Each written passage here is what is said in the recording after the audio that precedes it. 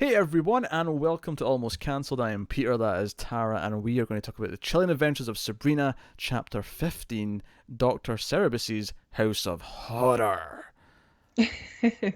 Which, Did you get a Treehouse of Horror vibes right away? kind of, I was getting like a sort of Tales from the Crypt-esque kind of thing, where it was like, an anthology, and there was these like, this wrapping device that sort of set up each Hmm. of the short stories. And none of them really happened. It was all about possible futures and their fears, but um, I did kind of like the setup where at the start it was like, okay, we're in the shop with Cerberus and Hilda, and then Hmm. walks this fortune teller who reads the tarot cards, and we get the big title comes up, the sting, and then the start of each section it'll come up with the character's name, and the first one's Sabrina, Sting, Sabrina. I kind of like that. It was a mood, and it was raining outside, Yeah, thunderstorm. it was a really neat break from the normal format of the show. I Yeah, was into it like right away, like, oh, because something different. they did I'll this pay more more. attention. They did this once or twice last season where they had like a more of a horror focused episode, and I think those were some of my favorite ones.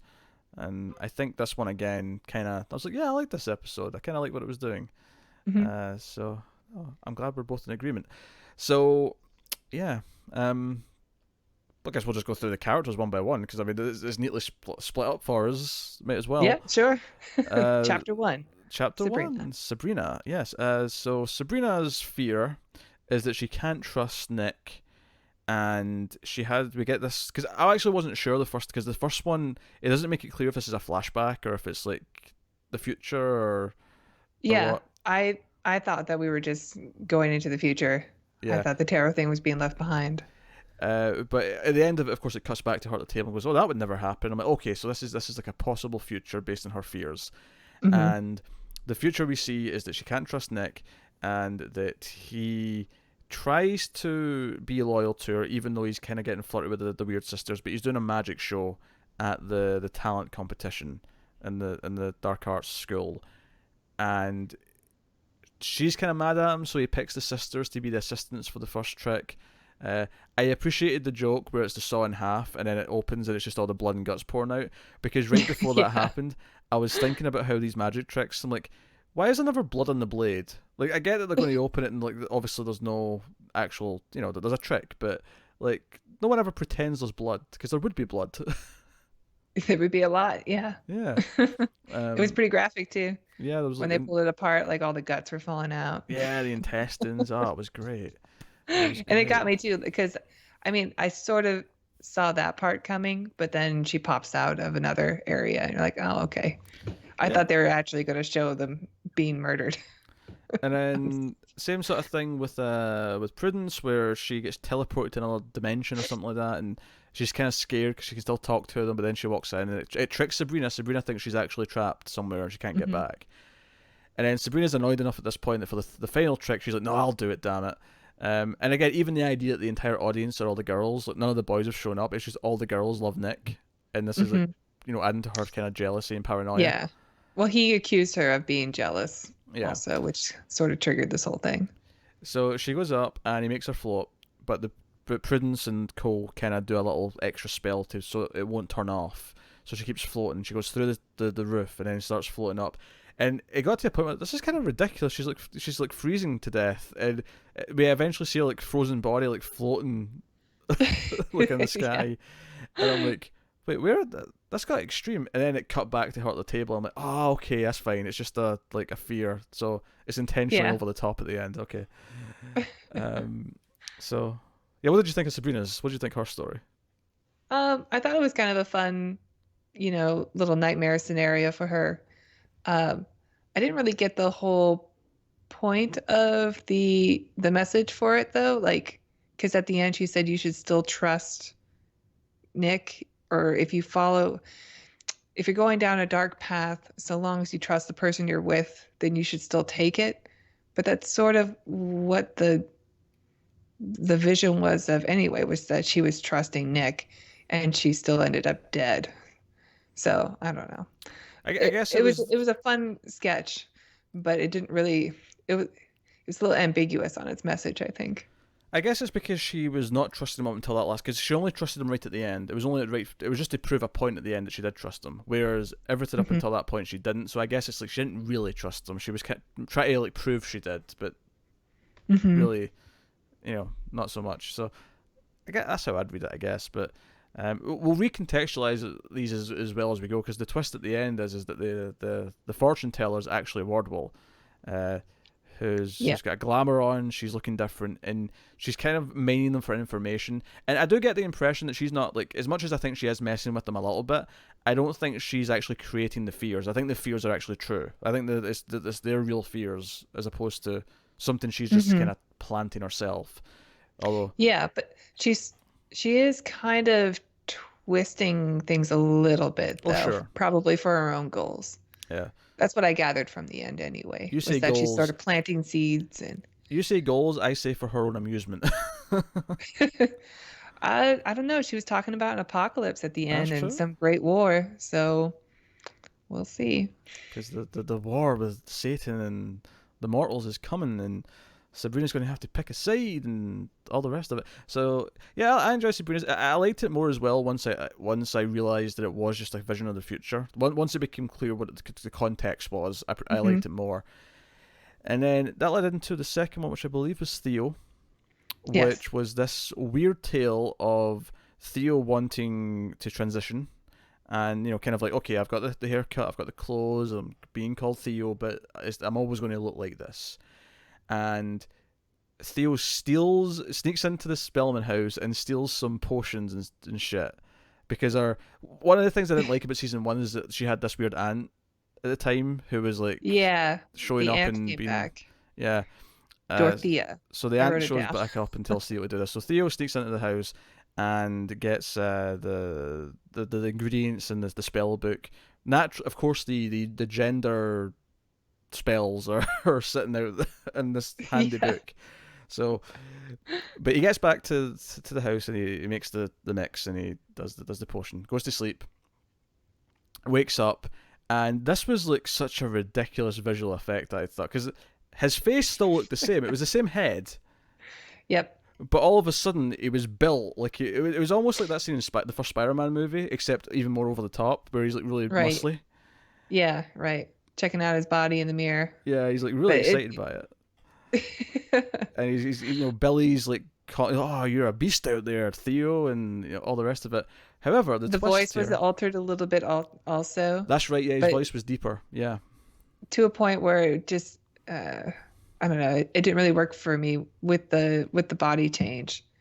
Because the Mm. voice was still, it was still like the actress doing a deeper voice rather than a voice being changed into something more natural. To be fair, I think the actor's trans as well. So I think so. Technically, it's still he for the Okay, actor. Um, actor. but I so haven't looked into it, so I wasn't sure. I think so. I think I remember that from season one, because I remember at the start of season one being a little confused as to where Susie was in the terms of transition at the point. Hmm. So I remember looking into the actor to try and figure it out, and it made it clear as the show went on that and the cat's trying to invade the show. I actually have a cat on my table right in front of me as well. He's just ducked down below the camera. So Sorry yeah, about that. so the twist here is that Theo's arm starts to like turn to wood, right? All of a sudden, it starts turning to wood, and then Hmm. is presented with this ultimatum. Goes to Hilda for help, and he has to decide between switching back to his body as it was, or cutting off the arm. And it's an interesting choice, to present it here. I'm like, oh, this is actually kind of a deep question. Like, would this be worth the transition Right. for someone? And And I like that they refer to it as a reverse Pinocchio effect. yeah, yeah, that was a neat touch. And he does decide to cut it off, and his dad comes over with an axe. And he's like, "Yep, okay, you sure about this, son?" And he's like, "Yep," and they go. But then the dark twist is at the end, he wakes up and his legs have both turned to wood now as well. Uh, Okay, but did you expect his legs? Because I totally thought that it was going to be his penis. what? Because he kind of was like reaching for his crotch area and scratching it. And I thought, oh man, he's going to have to chop off his dick. Like, I So thought so that's what what they you're were going for. what you're Like, saying? they're going to have to sacrifice his manhood anyway. So what you're saying is you thought he was literally going to have wood, Yeah. which arguably maybe that's why it is wood, because it's kind of a pun on Maybe I thought that they were clearly making that connection, like when they showed Theo scratching Hmm. in the crotch area. I'm like, oh my God, he's gonna have to cut off his penis. And that was like the whole point of keeping, or keeping the body If anything, that's and probably have to sacrifice. the least I think, realistic part of that. When he first changes and he's looking in the mirror, is that he never looked down his pants. There was never a moment of like, oh, I'm going to check out the junk. yeah, I mean, clearly that's what you would do That'd be the first. first thing you would check. um, but and that's kind of the horrible ending, and we snap back to reality, and and this was a murky one for me. It was kind of like, I guess it's like, be careful what you wish for, or not rushing into things, or whatever. But this is the one where, like, was Wardwell trying to like make this scarier than it should be, like intentionally Mhm. trying to make it scary when it shouldn't be. Yeah, I guess the moral of it was don't steal. I think they actually said that, don't steal. No shortcuts, I guess. So I feel like don't steal such a weird lesson here, because it's not like Theo has a problem with stealing in general or anything like that. Yeah. It's just this one time thing. Uh, I guess no Yeah, I don't short. know. I did enjoy it though. I enjoyed the little Treehouse of Horror episode that was. Yeah, it was a nice body Uh, horror but thing. again, like the whole message at the end was just kind of, okay. Yeah, I think that's fair. Maybe because it ties back into when he made Billy trip. It's like the idea of not letting Sabrina use her magic to make things easier. Like Mhm. actually doing it properly is maybe the lesson overall. Maybe I'm thinking about it too much. Maybe it's not actually that deep. Maybe it is just kind of a It could just be that the messages aren't really all that clear because Wardwell is just trying to yeah. glean information, and so she's just trying to, you know, make a message out of nothing. I can see that. I can see that. So the other, or the next story rather, is Rosalind, who did go blind last episode. We can't, ignore that. Rosalind is Yep. blind, and she's by this in the store, and woman comes over and reads her fortune. And again, we get the story of her getting her eyesight back, where her father, at his church, gets them to donate to pay for it. It's this risky surgery that may not work, but it does work. She gets her eyesight back, but she feels guilty because people donated, and she doesn't feel like she can live with that. So she tries to volunteer, and she meets this girl who's blind. She wants to help blind people. She wants to like pay it forward and help blind people. Harvey suggests that, and she meets this girl who has no eyes, and then claims that Roz stole her eyes, that her eyes were robbed from her Hmm. to give her back her sight. The message here was, I think, was a bit more clear, just in the idea that she didn't want to rush, she didn't want to like take from others to fund this. She wanted to like just wait, be patient, and afford it herself, as opposed to Yeah, she was sort of set up that her dad, I guess, is like a very influential person and will often just use the church to buy things for like a himself. car, because that's not You like a sketchy. car? Yeah. So I was thinking like he's some kind of televangelist, or at least has that effect on his community to where he Hmm. can just ask for money and they will buy him things that he doesn't really need to take money for, like his car. And she had guilt, I guess, because her eyesight came from that, or so she thought. Yeah, But this is probably originally, when this, she sat down and said that you have tremendous guilt, I thought they were going to go through the Sabrina angle for dating Harvey, but it no. was completely different than what I was expecting. No, I definitely played into her dad and him, like, using money and like asking for money, and like using that her guilt over that and wanting to be better. Mm. Completely unrelated. If you want to support the channel, head over to patreon.com/MailFuzzTV. You can support us over there for as little as $1 per month. We won't use it to buy a car, although Peter might need one. um, I mean, I can it's by whatever. That's how Patreon works. I do really like that new mic you got there, though. There's a new sexy new mic, isn't it? There's a sexy new mic. Um, I couldn't resist. That was just too perfect. Um, for the record, though, we provide you with entertainment as opposed to the evangelists who provide you with. Yeah, we give it back to the people. We're paying it forward. Ah, dear. So yeah, so that's her story. The CG on the eyeless girl was a bit much at the end, but I did kind of appreciate how like dark these were being. Like the first one had the body splitting in half and then Sabrina freezing Hmm. to death. The second one had the wooden legs, which was really horrific, and the arm being cut off. Hmm. This one had the eyes missing on the girl. Like it was definitely a horror episode. It was all horror things. Yeah. Like when he chopped off the arm too, like the amount of blood that like I splatters know. onto Theo's face was pretty alarming. Yeah, this is like slapstick horror. This is almost Sam Raimi levels of silliness Yeah. here, which I appreciate. So I did too. I liked it. that's cool. After Roz, it got murky because it wasn't Harvey next. It actually went to Zelda next, I think. Uh, Yeah. and hers was, I think the message was a bit clearer here, even though I think the story was less enjoyable because it felt a bit murkier. It was Hmm. the woman she left the baby with has eaten the baby to become young again, and then at the wedding with Blackwood, she's like making it with Blackwood, and Blackwood's like, "Oh, it's my wedding day. I'm allowed to snog whoever I want," is how he puts it. He gets really British for a second, Hmm. and I mean, like, I think there's some obvious things here. Is the idea that, that she might be tossed aside just like he was kind of doing to his wife before. The idea of her lies coming back to haunt her, all these kind of things. The idea of that she's just being used by the magic community, by the Church of Night. Yeah. There's a lot of I things going. They're really obvious. I thought maybe they were implying that because she drank the marrow of the baby that she is now somehow like related to him.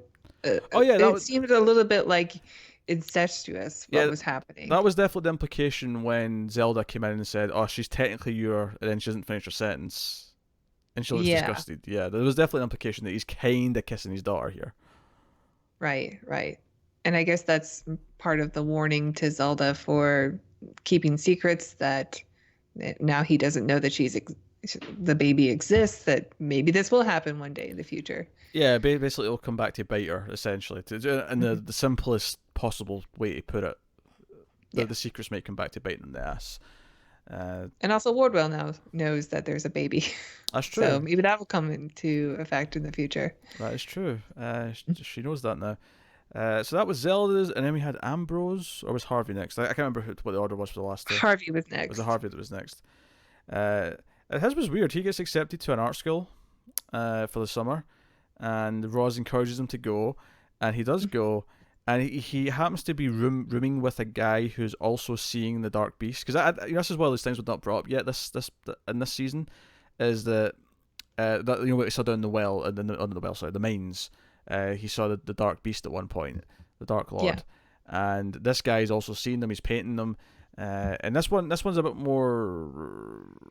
I don't want to say psychological. It's a bit more just kind of obsessive as opposed to like here's a gory thing that's happening. Yeah, it's pretty dark. The roommate, whoever was, he had a really cool look to him, but I didn't think he was a great actor. Hmm. I mean, it He was was kind of dark though over the because top. he ended with hanging himself. Harvey wakes up and the guy's Mhm. dangling from the rafters, which is pretty dark. This show does get quite dark. It's not pulling punches, surprisingly. Yeah. Well, I think this episode, especially because it's an anthology of nightmares, Yeah. is going to be pretty dark. Um, yeah. The So guy says that the creatures mostly come out at night. Mostly. mostly, game over, man. Game over. Uh, so yeah, so Wardwell's learned now that Harvey had an encounter with the Dark Lord when he was younger and fears him. She learned, of Mm. course, about the baby from Zelda. Um, she learned that Sabrina doesn't trust her boyfriend and is scared of the Weird Sisters, I guess. Jealous, I Jealous, yeah. guess. And then with Roz, learned that she can see things, that she's a cunning woman, and Oh, yeah. so That's true. yeah. And Theo, just I guess I don't know I don't know. I don't know what she learned from Theo that she could use against him, but I mean possibly if she wants to manipulate him later, maybe perhaps she could bring up Maybe, fears but and it, stuff. it seems like an obvious thing that she would be able to pick up just being a professor at the school. Yeah, Or I guess the principal now. yeah. And then Ambrose, he uh, basically is enlisted by Blackwood for the was it the Judas Judas Club Society. Society. It was Okay. Society, which is like an elite team working under Blackwell for Blackwood, sorry, for like missions and dark stuff and keeping up the old ways. It sounded very kind of like, oh, we don't want these liberal magicians or witches changing our ways. We're going to do things old Hmm. school. And it gets very dark, and he has to kill the entire Spellman family because they're. And I think the message here is quite obvious: is that he's worried that Blackwood's kind of like pulling him in closer and closer into his inner circle, and that he's afraid that this is going to lead to him betraying his family. That he's going to have to end up Yeah. betraying Sabrina or the aunts or whatever. I So did like that they showed when he was doing all the metallurgy that he was using eye protection. It's nice to know that they're cautious mm, at that academy also. of course, yes, but Yeah. wouldn't want to think otherwise. But yeah, we get a dark scene of him going around the house murdering everyone, and people screaming, and and you don't see him killing them exactly, but you do see him looking really maniacal as after he's killed. I think Zelda first. He looks like a psychopath as he's walking down the hall with blood all over him. Uh, Yeah. He looks like it's he's not in control, it's pretty cool. like a Manchurian candidate syndrome. Yeah. So the message is pretty clear, but interestingly, one of the things that the Wardwell, as the fortune teller, says is that Lucas isn't with us anymore, and then he says, "Oh yeah, he's on a secret mission somewhere because he's very important or something like that." But I actually, the way she said it sounded like she was saying he was dead, and then sure enough, at the end of the episode, there's a little bit after Yeah. the nightmares where he does go back to Blackwood, and sure enough, he is dead. So he tells him, "Oh yeah, he died doing the Dark Lord's bidding." It's kind of weird how we never saw any of that. He's just he's just been missing for a while. Um, Yeah. Yeah, that caught me off guard too. I just didn't think I didn't think they would just kill him off screen. yeah. Um, And he was super casual about it too. Yeah. Oh, by the way, I do need to talk to you about which something. makes me Like, think it might be a lie. It makes me think it may be a test, so that he thinks that for a while to make him loyal, and then maybe, but he did meet Lucas at Lucas's boyfriend's funeral. So they seem to get over things pretty quickly. that's true. That's true. So he actually does make him a Yes. part of the Judas Society. So obviously because Ambrose has been getting drawn in more and more recently, so it makes sense that he's worried about that.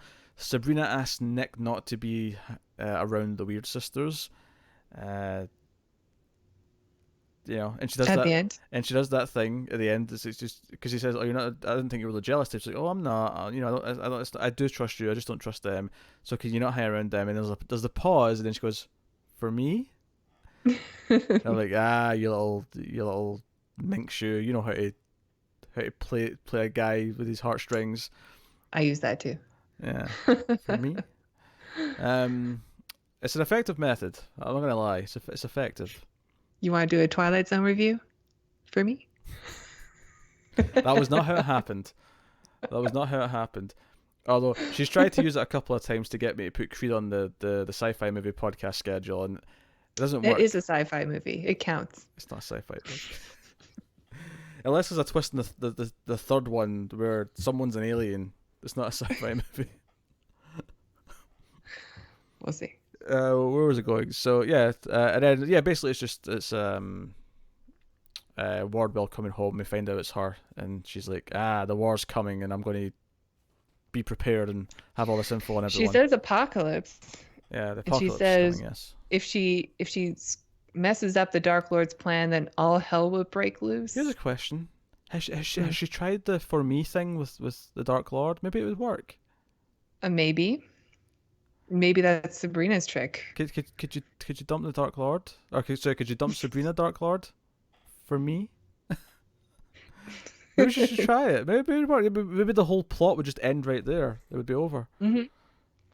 Yeah, it would keep this show grounded in reality. Yeah, but then there'd be no apocalypse to deal with. Or maybe it'd be worse because then Lilith and the Dark Lord would be together for the apocalypse, and then we'd be screwed. Yeah. Maybe right now the fact that he scorned his lover is the only thing that's given us a chance, because she's this huge wild card now. We'll see. I mean, I hate to think that we're rooting for Lilith over the Dark Lord, or I guess the reverse is true. We're rooting for the Dark Lord right now. Are and not we? Lilith to succeed. Oh my God. What has the show done? This was its plan all along to convert everyone. Oh dear. All right. Uh, that has been a Sabrina episode. What was this for? This the other part of the season. 15. Chapter 15? Chapter 15, yes, but it's just four of the season, Yes. which I'm The saying fourth because episode. the next one is the middle episode, where we're almost at the hump, is why I'm saying that. So, by all means, let us know what you think of the episode in the comments below. Like and subscribe, all that stuff. Now, if Tara could do the Patreon plug, but just add for me at the end, that would be delightful. Yeah, go ahead and go to patreon.com/MildfuzzTV. You can donate $1 and you'll get exclusives, and some shows you'll get a week early. You can donate more for me. All right, that has been us though. So thank you very much for watching or listening. We always appreciate it. Keep watching TV. Have you got any vanilla?